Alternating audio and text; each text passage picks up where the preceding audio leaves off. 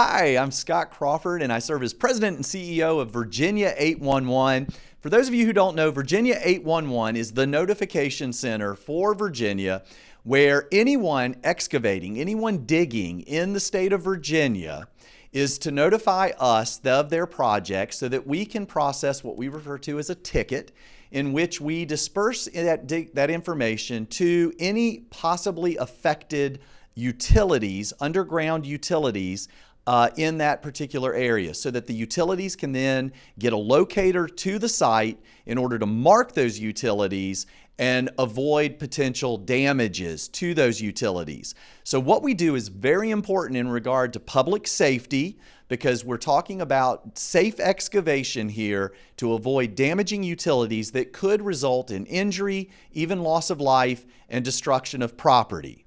With public safety being such an important part of what Virginia 811 does, continuous improvement is needed. We must constantly strive to do what we do better than we did it yesterday.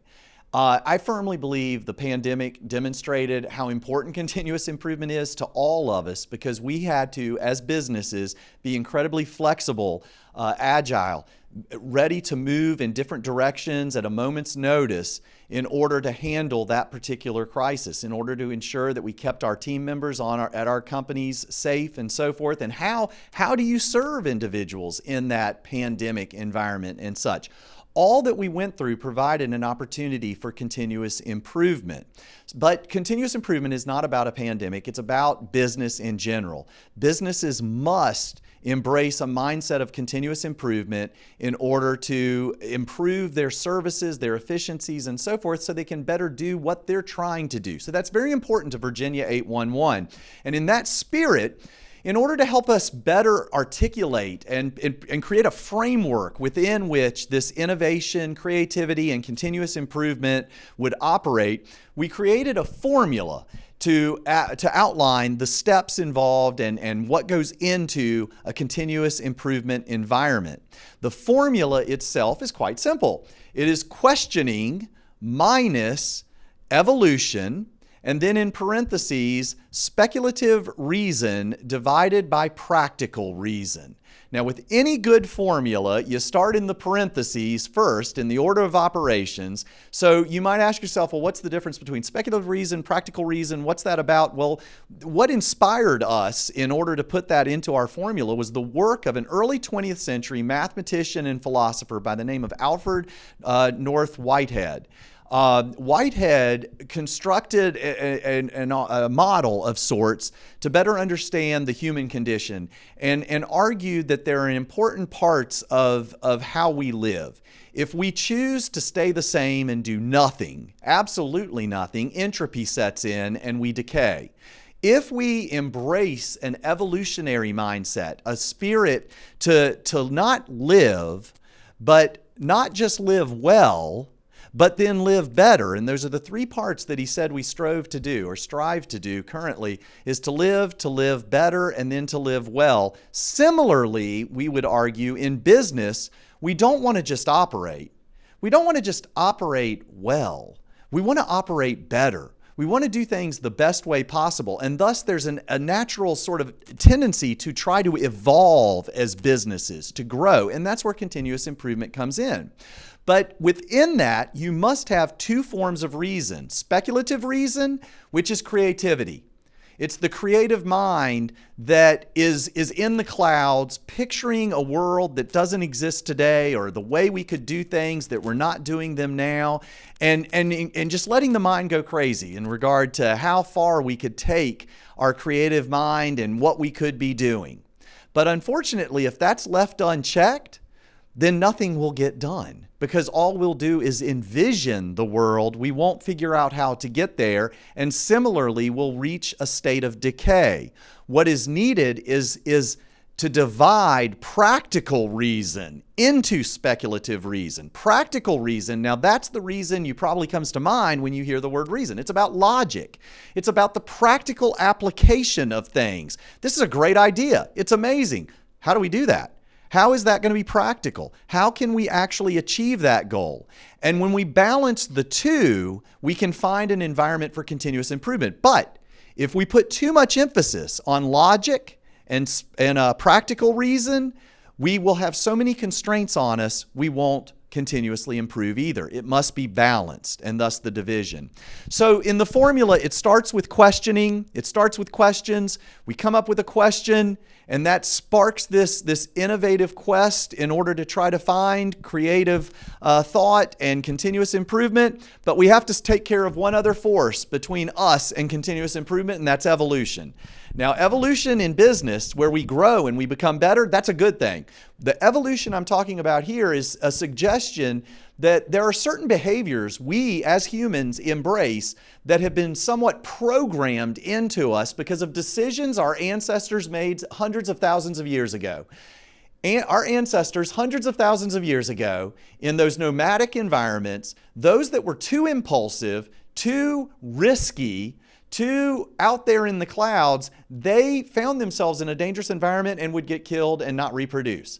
Those that were cautious and really thought through things, those individuals lived, reproduced, and we're the benefactors of that evolutionary process. So what we need to take care of in the boardroom, in the meeting room, is that when an idea comes out, and think of this if this has happened to you, a great idea has been advanced and immediately everyone feels as if a woolly mammoth has just walked into the room and is about to stomp on everybody, and they start to explain why we should not do that idea. That is a very natural tendency. That must be de-emphasized. That whole conversation needs to be taken out of the equation. We need to subtract that evolutionary tendency and focus on the positives.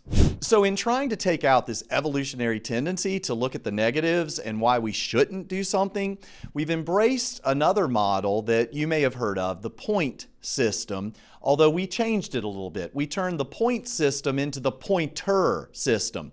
And this is an acronym that is intended to try to give ideas a fighting chance. Instead of seeing the idea as a threat and seeing why we can't do it, the pointer system starts with a P for positives.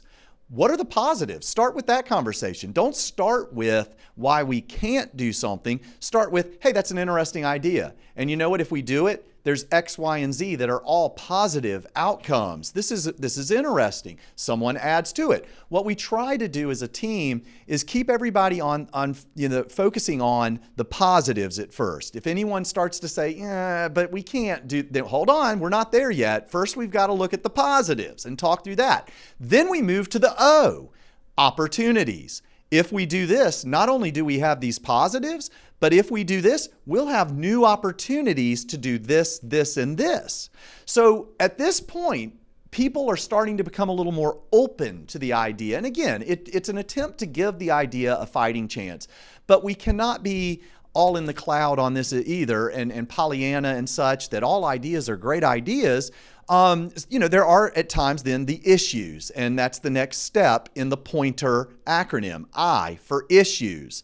While there's this positive, there are these opportunities. What are the issues? If we're going to do this, what do we need to address in order to make this happen? And then out of that, we then want to embrace new thinking. Instead of simply allowing the issues to stop the process, we look at the issues and we try to embrace a new way of looking at those issues to find solutions. Again, there are times when we finally agree, you know what, we can't do this at this point. And that's okay. We had a good conversation about it. We may have sparked another idea for something else we could do, but at the very least, an idea was examined and it can be now recorded somewhere in a database so that at some other point in time, we can look back at it and think, you know what, we couldn't do it then, but we could do it now. And that's again, a part of the continuous improvement in the future through that conversation. So the new thinking allows us to potentially navigate the issues, and that's point. The ER that we added into the system is evaluate and review. Once you've implemented the idea, and do that in a safe way, you should always explore how to implement a particular idea. Is it across the entire company? Is it across your entire service area? Or is it in a department and see how it works? Is it in this particular region of our service area? However you need to implement it, once you've implemented it, ER, evaluate and review. And upon doing that, what you will witness is the process that is encompassed by what Virginia 811 has created as its innovative life cycle, its innovation life cycle for continuous improvement. And as you see here, this matrix, this graphic reflection of this process starts with just what I said, the conceptual stage. It starts with the questioning and the idea. And then we start looking first at the positives and opportunities, which moves us into that important crossroads that you see in the middle of this graphic, issues. Then new thinking and implementation, and then evaluate and review. And once you evaluate and review, you're probably going to identify ways, you know what, this worked, but we could have done it a little better because there was this and this and this. So you hit issues again, that launches you back into the conceptual stage. You come up with ideas, you look at the positives, the opportunities, you look at the new issues based on those new ideas, you come up with new thinking, you implement, you evaluate and review, you find issues, and it's a continuous process, and that's why the graphic is an infinity sign, because it's a continual process that is ongoing. So there are 3 stages: conceptual stage, practical stage, implementation stage, that the pointer system weaves itself in and out of. So let me give you an example at Virginia 811 of something we did that would reflect how we went through this particular innovation life cycle, use the pointer system, and so forth. Basically, every year, on average, we process roughly 1.4 million tickets. Now, these tickets, of course, that means there's 1.4 million excavation projects that are coming through the notification center to have utilities marked. Of that number, 71.5% come to us through internet channels. The bulk of our business comes to us through the web, not over phones. You can process a ticket through our website at virginia811.com. Now, with all of these tickets coming in, we want to ensure that every ticket, no matter how it was created, is high quality, that it's accurate, because these tickets need to be accurate so lines get marked accurately. So that's a lot of tickets. How can a team of just under 80 individuals audit 1.4 million tickets? Well, we have some processes in place where we audit the phone calls and the tickets there through random sampling, but the bulk of the tickets, over 900,000, really over 950,000, coming to us through web channels. That's a lot of tickets still that need to be examined. We have been doing random samplings, we find errors, we take action on them in a timely manner and so forth to ensure anything is dealt with. But we want to do better than that because public safety is so important. And so we question, how could we do this better? How can we audit more tickets within the budgetary constraints that we operate and so forth? And what we came up with was, what about an AI algorithm? What about artificial intelligence?